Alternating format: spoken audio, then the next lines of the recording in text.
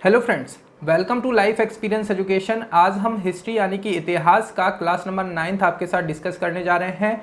इसमें हम एक और नए धर्म यानी कि बुद्धिज्म यानी कि बौद्ध धर्म के बारे में आज आपसे चर्चा करेंगे। जो क्लास नंबर 8 था इसमें हमने जैनिज्म यानी कि जैन धर्म के बारे में जाना। इसके बाद हम जो नेक्स्ट क्लास करेंगे बुद्ध धर्म के बारे में और जैन धर्म के बारे में, दोनों के बारे में एक दूसरे से डिस्कस करेंगे यानी कि इनका कंपैरिजन करेंगे, क्या कुछ चीज़ें चेंजेस हैं या कुछ चीज़ें जो समानता हैं इन दोनों में, उनके बारे में भी हम डिस्कस आपके साथ करेंगे। ये जो हमारा लेक्चर सीरीज चल रहा है ये सभी प्रतियोगी परीक्षाओं के लिए है यानी कि ऑल कॉम्पिटिटिव एग्जाम्स के लिए है। तो आइए स्टार्ट करते हैं बौद्ध धर्म यानी कि बुद्धिज्म के बारे में। इसमें हम पढ़ेंगे महात्मा बुद्ध के बारे में, यानी कि जो महात्मा बुद्ध हैं उनके बारे में आज हम आपसे डिटेल में डिस्कस करेंगे महात्मा बुद्ध के बारे में। तो सबसे पहले हम बात करते हैं इनका जन्म कहाँ पर हुआ है। तो इनका जन्म जो हुआ है ये कहाँ पर, नेपाल में हुआ है।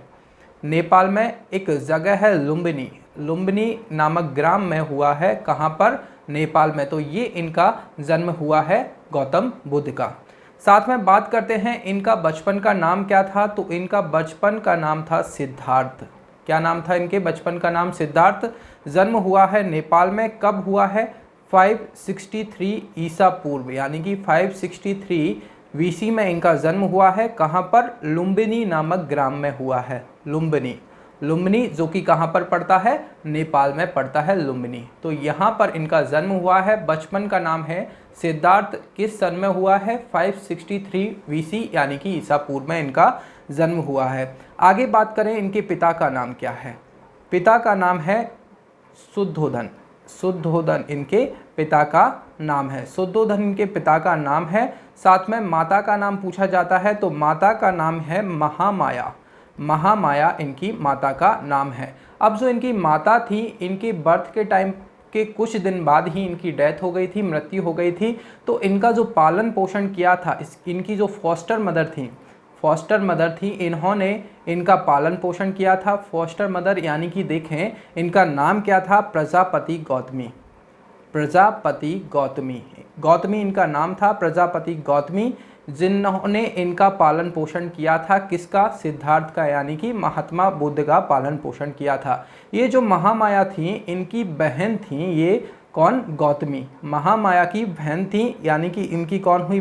मौसी हुई। बाद में जाकर जो इनके पिता है शुद्धोधन, इन्होंने इनसे विवाह कर लिया था और आगे इनका जो पालन पोषण किया था महात्मा बुद्ध का, किसने किया था? प्रजापति गौतमी ने। अब आगे बात करें इनका जो वंश था, कुल या वंश बात करें तो इनका वंश जो था शाक्य वंश था। शाक्य वंश, तो इन्हीं के नाम पर जो बाद में इनका नाम में पड़ा है शाक्य मुनि, इसी वंश पर इनका नाम पड़ा है शाक्य मुनि, इसीलिए इन्हें शाक्य मुनि कहा जाता था। जन्म से पहले ही अब इनके बारे में कुछ अवधारणाएं दी गई थी कि जब इनका जन्म होगा उससे पहले ही जो ज्ञानी मुनि होते थे उनसे पूछा जाता था कि बेटा कैसा होगा। जो पिता शुद्धोधन थे उन्होंने पूछा होगा, किसी जो ज्ञानी आदमी होगा उससे पूछा था, तो इनकी भविष्यवाणी पहले ही कर दी गई थी इनके बारे में कि ये सब छोड़ छाड़ के मोह माया त्याग के ये बड़ा ज्ञानी पुरुष बनेगा। मोह माया त्याग देंगे और बड़ा ज्ञानी पुरुष बनेगा। तो अब ये सुन के इनके पिता टेंशन में आ गए, क्योंकि कोई भी पिता ये नहीं चाहेगा कि वो उसका बालक सब कुछ छोड़ छाड़ कर जंगल में चला जाए या फिर ज्ञान बांटने लगे, तो इनका राज्य कौन संभालेगा। इसीलिए इनको कुछ टेंशन आ गई। अब जो ये चीज़ें पूछी गई थी जिस व्यक्ति से, तो उनसे ये भी पूछा गया इन सब से बचने का उपाय क्या है। तो बचने का उपाय उन्होंने बताया कि विवाह करवा दीजिए, आप विवाह करवा दीजिए। तो बंधनों में बंध गए तो ठीक है, नहीं तो फिर आगे ये सब चीज़ें छोड़ छाड़ के वो चले जाएंगे। तो इनका विवाह होता है, किससे होता है ये भी पूछा जाता है? यशोधरा, यशोधरा नामक सुंदर कन्या से इनका विवाह होता है। आगे एक और चीज़ है, इनके घोड़े का नाम भी पूछा जाता है। घोड़ा का नाम क्या है? कंतक। कंतक इनके घोड़े का नाम है, कंतक। और सारथी का नाम क्या है? चन्ना। कंतक घोड़े का नाम है, सारथी का नाम है चन्ना। अब ये विवाह में के जीवन में बन जाते हैं, यानी कि गृहस्थ जो आश्रम है, जो हमने 4 पार्ट में डिवाइड किया था हमारे जो व्यक्तित्व है उसको, तो जो गृहस्थ जीवन में ये चले जाते हैं। फिर आगे अब इनके मन में कुछ ना कुछ परेशानी आ रही थी, क्योंकि इनके अंदर ज्ञान तो पहले से ही था सब कुछ। तो ये इनके पिता ने क्या कहा था, इनके जो राजमहल था उसके अंदर ही इनको रखते थे। अब एक बार इन्होंने अपनी इच्छा जताई कि मैं अपने राजमहल के बाहर अपनी प्रजा को देखने जाऊंगा। तो जिस तरह से प्रजा को देखने जाते हैं, जैसे कि ये राजमहल है, यहाँ पर प्रजा बस रही है, तो उनके पिता ने क्या कहा था, करवाया था कि पूरा एरिया बाहर से साफ सफाई करवा दी थी और सब चीज़ें बंद करवा दी थी, यानी कि अपने अपने घरों में सबको बिठा दिया था। अब ये यहाँ से निकलेंगे तो कुछ देखने को ही नहीं मिलेगा, तो वापस वैसे के वैसे चले जाएंगे, ये उनके फादर ने सोचा था, पिता ने सोचा था। पर किस्मत क्या निकली कि अब ये जो बाहर घूमने गए थे अपने जो सारथी के साथ, चन्ना के साथ, कंतक घोड़ा था इनके साथ गए थे, तो सबसे पहले इनके सामने एक बूढ़ा व्यक्ति आया। बूढ़ा व्यक्ति आया, 4 चीज़ें इन्होंने देखी थी। कौन कौन सी देखी थी? बूढ़ा व्यक्ति, ओल्ड मैन, ओल्ड मैन। अब इन्होंने इससे पहले ये चीज़ें तो देखी नहीं थी, तो उन्होंने पूछा सारथी से, किससे? चन्ना से पूछा कि ये क्या है। तो इन्होंने बताया कि कुछ एज टाइम, कुछ समय बाद आप भी ऐसे ही हो जाएंगे, सब ऐसे ही हो जाते हैं, बूढ़े हो जाते हैं। ठीक है, आगे चले तो एक बीमार व्यक्ति देखा, बीमार व्यक्ति देखा, बीमार व्यक्ति देखा, यानी कि सिक मैन देखा, बीमार व्यक्ति देखा। उन्होंने इनके बारे में भी पूछा चन्ना से कि ये क्या है। तो उन्होंने कहा कुछ बीमारियां होती हैं, सभी लोगों को होती हैं। तो दूसरी चीज़ दिखी। फिर तीसरी चीज़ आगे गए तो डेड बॉडी दिखी, यानी कि एक अर्थी दिखी इनको, अर्थी। कोई मर गया होगा तो उसकी अर्थी दिखी, शव दिखा, शव दिखा, यानी कि डेड बॉडी दिखी। तो इनके बारे में भी पूछा, तो ऐसे ही उसने ये भी बताया। और साथ में एक एस्टिक यानी कि सन्यासी दिखा, एस्टिक यानी कि सन्यासी, सन्यासी व्यक्ति दिखा, साधु दिखा। तो ये 4 चीज़ें उन्होंने देखी और इन चारों चीज़ों के देखते ही उनको वैराग्य आ गया, वैराग्य आ गया। अब वापस घर आए और घर आकर ये गृह त्याग के बारे में सोचने लग गए। अब उसी टाइम पर इनको एक बेटा होना था, तो बेटा होना था तो बेटी, अब उस टाइम पत्नी को छोड़कर तो जा नहीं सकते थे, तो उस टाइम इनका बेटा हुआ राहुल। और इन्होंने सोचा, जैसे ही बेटा आया तो इन्होंने सोचा कि अब इसके कारण मैं नहीं जा पा रहा हूँ, तो इसको रास्ते की बाधा इन्होंने बताया। रास्ते की बाधा मन में सोच रहे थे, यानी कि बोला होगा। तो पहले राजा महाराजाओं के यहाँ बेटे होते थे तो दासियाँ आती थी, तो उसने इसको नाम ही दे दिया राहुल। रास्ते की बाधा राहुल ये सोच रहे थे, तो उन्होंने इसको नाम ही दे दिया राहुल। अब क्या होता है, कुछ समय बाद ये 29 वर्ष की आयु में गृह त्याग कर देते हैं, गृह त्याग कर देते हैं, घर को छोड़ देते हैं, गृह त्याग कर देते हैं। 29 वर्ष की आयु में गृह त्याग कर देते हैं। अब जो शिक्षा ली है, गृह त्याग करने के बाद शिक्षाएं ली हैं इन्होंने आलार कलाम, आलार कलाम, इनसे इन्होंने किसकी? सांख्य दर्शन की शिक्षा ली है, सांख्य दर्शन की शिक्षा दी है। जो 6 दर्शन हमने देखे थे उनमें से सांख्य दर्शन किसने लिखा था? कपिल ने लिखा था। तो इनकी शिक्षा, जो सांख्य दर्शन की शिक्षा जो गौतम बुद्ध को दी है, यानी कि महात्मा बुद्ध को जो मिली है, किसके द्वारा मिली है? आलार कलाम के द्वारा मिली है। और एक और रुद्रक राम, रुद्रक राम, एक और इनके गुरु थे रुद्रक राम, इन्होंने योग दर्शन की शिक्षा दी है, योग दर्शन, योग दर्शन की शिक्षा इन्होंने दी है रुद्रक राम ने। और लिखा किसने है योग दर्शन? तो ये पतंजलि ने लिखा है, पतंजलि। जो 6 दर्शन थे उनमें से योग दर्शन एक है और पतंजलि ने लिखा है। ठीक है, इतना कुछ क्लियर है। तो इन दोनों में, ये 2 गुरु थे आलार कलाम और रुद्रक राम, इन दोनों में जो रुद्रक राम थे इनको ये प्रिय मानते थे, बौद्ध जो थे इनको प्रिय मानते थे। अब ये जाते हैं सारनाथ, गृह त्याग करके कहाँ जाएंगे? जो शिक्षाएं ले ली उसके बाद सारनाथ जाते हैं। इनके साथ इनके 5 मित्र भी साथ में रहते हैं, 5 मित्र रहते हैं। और ये क्या करते हैं? तप करते हैं, यहाँ पर घोर तप करते हैं 5 जन और ये मिलके। तो ये 6 जन हो जाते हैं। चारों जो 5 मित्र हैं वो घोर तप करते हैं और साथ में कौन करते हैं? गौतम बुद्ध भी करते हैं। उसी टाइम पर एक महिला यहाँ से निकलती है, महिला को देखकर ये पूछते हैं, तो वो ज्ञान देती है कि वीणा जो है, वीणा का उदाहरण देती है कि जो वीणा जो है उसको जोर से यदि खींचिएगा तो वो टूट जाएगा। तो जो वीणा है उसको बजाने के लिए भी क्या चाहिए होता है? आसानी से तारों को बजाया जाता है वीणा बजाने के लिए, है ना। तो वो उसका एग्जाम्पल देती है। तो इतना कठोर तपस्या मत करिए कि आपका जीवन ही नष्ट हो जाए, ना कि आपको जो ज्ञान प्राप्त करना है वो मिले। तो ये क्या करते हैं, उसको मान लेते हैं और विहार में बोध गया नामक एक स्थान है, वहाँ पर चले जाते हैं। और जहाँ पर इनको किस नदी के किनारे बैठकर फिर तप करते हैं, निरंजना नदी। निरंजना नदी ये पूछा जाता है, निरंजना नदी या इसको बोला जाता है फाल्गु नदी। फाल्गु नदी, इस नदी के नीचे बैठकर, नदी के पास बैठकर गया में, तो इसका नाम, इनको यहाँ पर तप करते हैं पीपल के वृक्ष के नीचे। पीपल वृक्ष के नीचे तप करते हैं निरंजना नदी के पास, जिसको फाल्गु नदी कहा गया। स्थान कौन सा था, गया। यहाँ पर इनको वैशाख पूर्णिमा के दिन ज्ञान की प्राप्ति होती है। अब जो ज्ञान की प्राप्ति होगी, जिस जगह पर हुई, तो उसको जगह का नाम दिया गया बोध गया। जिस वृक्ष के नीचे हुआ उसको नाम दिया गया बोधि वृक्ष। क्या नाम दिया गया उसको, बोधि वृक्ष। बोधि वृक्ष इसका नाम पड़ा, पीपल वृक्ष का बोधि वृक्ष नाम पड़ा। और जहाँ पर जो गया नाम था उसको बोध गया उसको बोला गया। और जो मेडिटेशन इन्होंने किया था, ज्ञान की प्राप्ति की थी, उसको क्या कहा गया, एनलाइटमेंट कहा गया। ठीक है। अब इनको ज्ञान प्राप्त होता है, ज्ञान प्राप्त होता है। तो अब सबसे पहले ये कहाँ पर जाते हैं, तो सबसे पहले जाते हैं सारनाथ, जहाँ पर कि इनके 5 मित्र ऑलरेडी तप कर रहे थे। तो उनको जाकर ये ज्ञान देते हैं कि भाई ऐसे नहीं हो रहा है, ऐसे जाकर करना है तप। सारनाथ में जाकर प्रथम उपदेश देते हैं, जिसको कि बोलते हैं सरमन।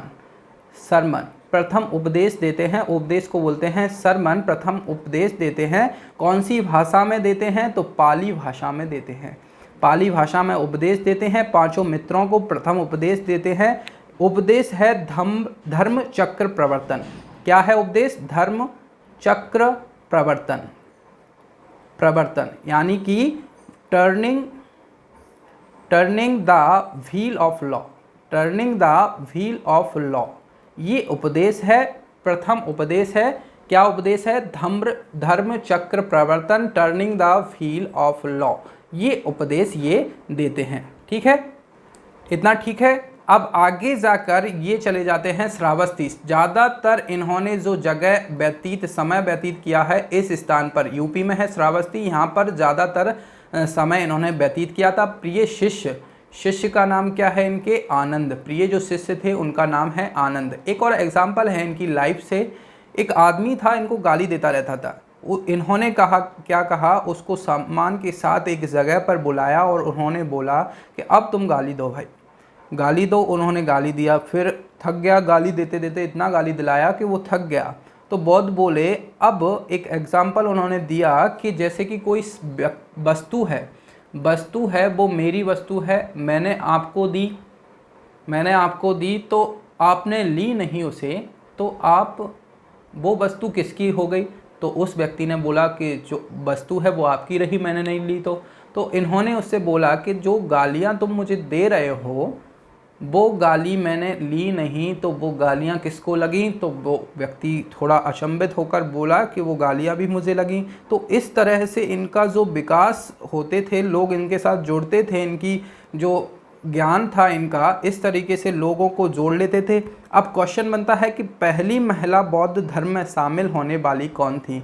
तो इनकी जो फॉस्टर मदर थी, कौन थी, प्रजापति गौतमी। तो इनको फर्स्ट नन बोला जाता है, पहली महिला जो कि बौद्ध धर्म में शामिल हुई थी, कौन है, प्रजापति गौतमी। अब सेकंड महिला पूछा जाता है, सेकंड कौन है, तो एक वैशाली की नर्तकी जो डांसर थी वो थी, क्या नाम था, आम्रपाली इनका नाम थी, जो कि सेकंड महिला थी।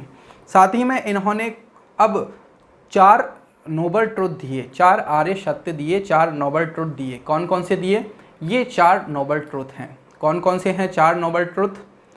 संसार दुखों से भरा है, life is full of suffering, यानी कि वर्ल्ड फुल ऑफ सॉरो। जो संसार है वो दुखों से भरा है, शोक से भरा हुआ है, दुखों से भरा हुआ है संसार। ठीक है। सेकंड क्या है, हर दुख के पीछे कोई कारण है, सॉरो कॉज्ड बाय डिज़ायर, यानी कि suffering is caused by ignorance and self desire, यानी कि हर दुख के पीछे एक कारण है, उस कारण के पीछे इन्होंने क्या बताया, इच्छा को बताया। जैसे कि जैन धर्म में क्या बताया था, जैन धर्म में आत्मा को कारण बताया था, इन्होंने जो बौद्ध धर्म में इच्छा को कारण बताया, और हर कारण के पीछे इच्छा बताया। When ignorance and craving are reduced suffering is reduce, यानी कि जो इच्छा यदि आपकी कंट्रोल हो जाएंगी, if desire are control no sorrow will have be suffered, यानी कि यदि जो इच्छाएं हैं उनको आप कंट्रोल कर लोगे तो आपको दुख नहीं झेलना पड़ेगा। और वो दुख कम करने के लिए the way of overcome suffering is path of enlightenment, यानी कि टू कंट्रोल डिज़ायर, जो डिज़ायर हैं, इच्छाएं हैं आपके अंदर की, उनको कंट्रोल करने के लिए इन्होंने इनलाइटमेंट यानी कि 8 फोल्ड पाथ यानी कि अष्टांगिक मार्ग बताए, अष्टांगिक मार्ग बताए, अष्टांगिक मार्ग बताए। और इसी को इन्होंने बीच का रास्ता, मिडिल रास्ता बोला अष्टांगिक मार्ग को।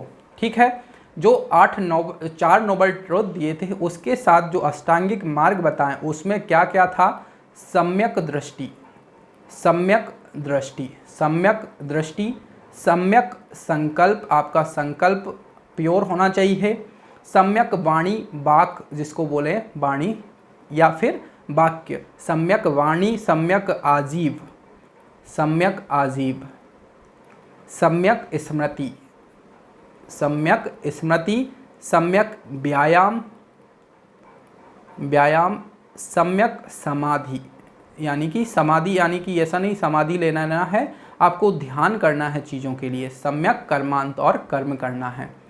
ये 8 नोबल ट्रुथ दिए, सम्यक दृष्टि, सम्यक संकल्प, सम्यक वाणी, सम्यक आजीव, सम्यक स्मृति, सम्यक व्यायाम, सम्यक समाधि और सम्यक कर्मांत। ये 8 पाथ दिए, उसको अष्टांगिक मार्ग बोला गया, यानी कि 8 पाथ बोले गए उसमें, यानी कि मिडिल का रास्ता इन्होंने बताया था। साथ में 8 उपदेश दिए थे, 10 उपदेश दिए थे, इनको शील कहा, 10 उपदेश जो दिए थे इनको शील कहा जाता है। और 3 दर्शन बताए थे, ईश्वरवाद, शून्यवाद और क्षणिकवाद।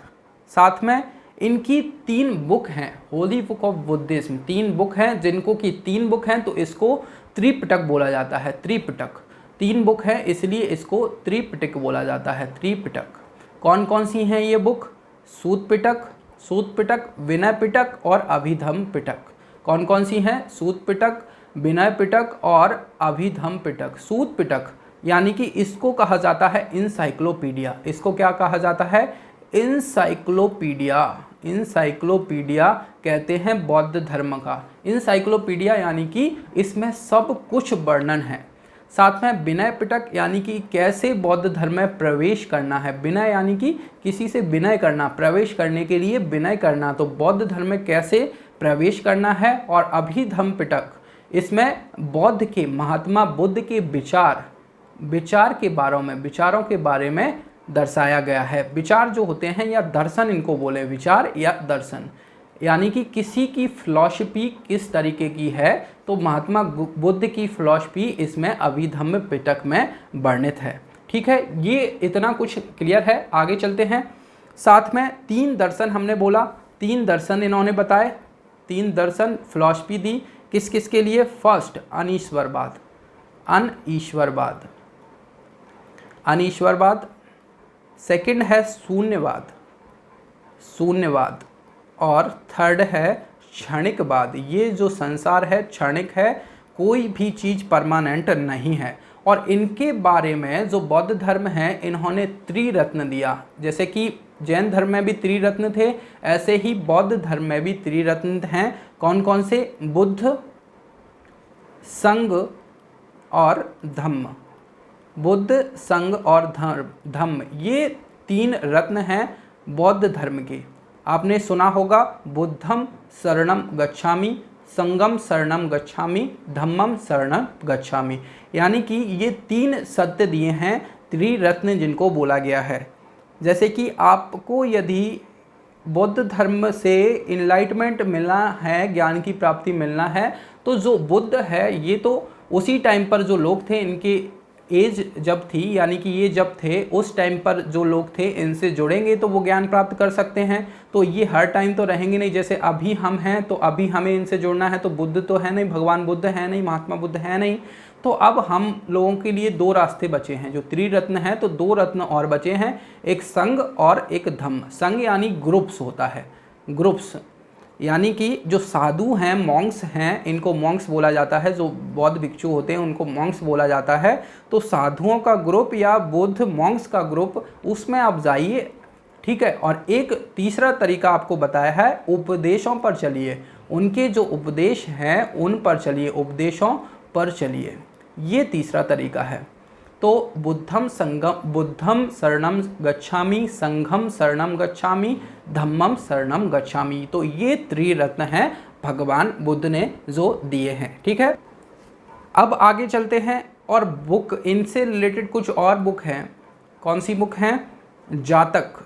जातक एक बुक है, जातक, जिसमें कि पूर्व जन्म से रिलेटेड 200 कहानियाँ वर्णित हैं भगवान बुद्ध की। पूर्व जन्म से रिलेटेड कुछ कहानियाँ, 200 कहानियाँ वर्णित हैं बुद्ध के बारे में। फिर अंगुत्तर निकाय, अंगुत्तर निकाय। अब ये जो टाइम चल रहा है, ये क्या चल रहा है? ये महाजनपदों का चल रहा है। तो इस जो बुक है इसमें 16 महाजनपदों के बारे में मिलता है, 16 जो महाजनपद हैं उनके बारे में चर्चा मिलती है। साथ ही में ललित विस्तार, एक और बुक है ललित विस्तार। ये सारी जो बुक है इनके नाम इंपॉर्टेंट हैं, इनसे क्वेश्चन बनते हैं। ललित विस्तार बुद्ध की जीवनी के बारे में इन्होंने बताया है, जीवनी के बारे में इसमें वर्णित है ललित विस्तार में। साथ ही में आगे चलकर जो पावापुरी में इन्हें इनके एक शिष्य के द्वारा शुकर मास क्या होता है? जो एक तरह का कुकुरमुत्ता होता है, उसमें जहर मिला दिया जाता है, तबीयत बिगड़ने लगी। तो इन्होंने कहाँ पर? यूपी में जाने की सोची। कहाँ पर? जो श्रावस्ती में इन्होंने सबसे ज़्यादा समय व्यतीत किया था, वहाँ ले जाने की सोचा, पर वहाँ तक नहीं पहुँच पाए। कुशीनगर जहाँ पर कि कौन राज कर रहा था? मल्ल महाजनपद था। वहाँ पर इनकी कुशीनगर में कब? 483 ईसा पूर्व में क्या हो जाती है? महात्मा बुद्ध को महापरिनिर्वाण मिलता है। महापरिनिर्वाण की प्राप्ति होती है, यानी कि इनकी डेथ हो जाती है, महापरिनिर्वाण। और इनकी अस्थियों को कलश में 8 जगह पर रखा गया, जिनको अष्ट महास्थान कहा जाता है। अब इनके बारे में और भी हम चर्चाएं करेंगे। इनकी जो सभाएं हुई हैं, संगीतियाँ हुई हैं, जिनको सभाएं बोलेंगे, संगीति बोलेंगे, इनके बारे में चर्चा की है। जैसे कि जैन धर्म में 2 संगीतियाँ हुई हैं, ऐसे ही बौद्ध धर्म में 4 संगीतियाँ हुई हैं, ठीक है। इनके बारे में फिर जो बौद्ध धर्म 2 भागों में बटा, महायान और हीनयान, उनके बारे में चर्चा करेंगे। और इनसे रिलेटेड कुछ चिन्हों के बारे में बात करेंगे जिनसे क्वेश्चन बनते हैं। फिर आगे चलकर हम बौद्ध धर्म और जैन धर्म में समानता और अंतर ये भी देखेंगे। तो आज के लेक्चर को हम यहीं पर रोकते हैं। Thank you. साथ ही में लाइफ एक्सपीरियंस एजुकेशन चैनल के साथ जुड़ने के लिए आप चैनल को सब्सक्राइब कीजिए, और साथ में वीडियो यदि आपको अच्छा लगे तो लाइक और शेयर करना आप ना भूलें। Thank you.